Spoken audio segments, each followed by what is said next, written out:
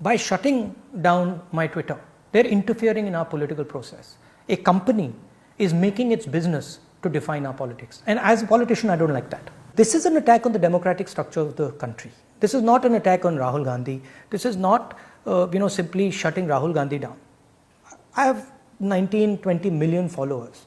You're denying them the right to an opinion. That's what you're doing. So this is not only patently unfair, they're breaching the idea that Twitter is a neutral platform.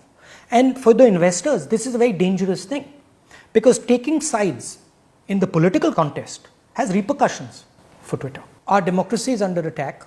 We're not allowed to speak in parliament. The media is controlled. And I thought there was a ray of light where we could put what we thought on Twitter. But obviously that's not the case. It's obvious now that Twitter is actually not a neutral, objective platform. It is a biased platform, and it's something that listens to what the government of the day says. As Indians, we have to ask the question, are we going to allow companies, just because they are beholden to the government of India, to define our politics for us? Is that what this is going to come to? Or are we going to define our politics on our own?